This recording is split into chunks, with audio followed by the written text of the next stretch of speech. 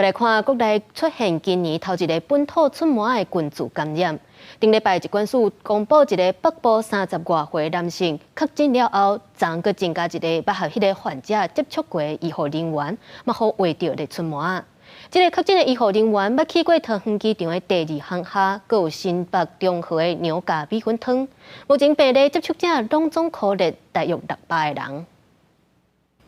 顶礼拜捌去桃园机场第2航厦美食街食物件的民众都爱注意咯，因为国内佫增加一个麻个案，伊是一个30外岁男性，伫北部病院做医护人员，13接触麻个案，19被控列做接触者，于是开始陆续出现身体无舒适，包含头壳晕、家扫、红疹，而且到通报确诊。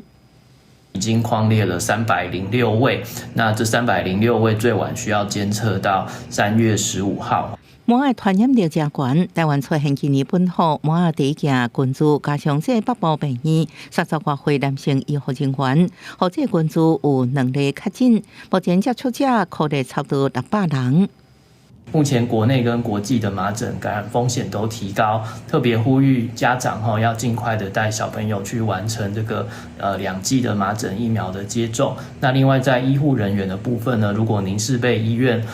这个评估为就是说不具有足够的麻疹免疫力的话，有通知要补接种麻疹疫苗的话，也希望能够尽快的完成接种。就惊麻群组大爆发，疾管署也公开确诊者去的所在，伊伫22下晡3点到5点去过桃园机场第2航厦富山乌拉米食物件，所以提醒去过者的民众都要自我监测到3月11。另外15暗时9点外，伊会去过新北中和牛轧米粉汤，去过者的人也要监测到3月14。医生提醒，麻是高传染性的疾病，亲像病人散布空气当中的麻病毒，伫2点钟之内依然有传染力，所以建议民众出外的时阵一定要挂好喙罨，注意自身的健康状况。记者综合报道。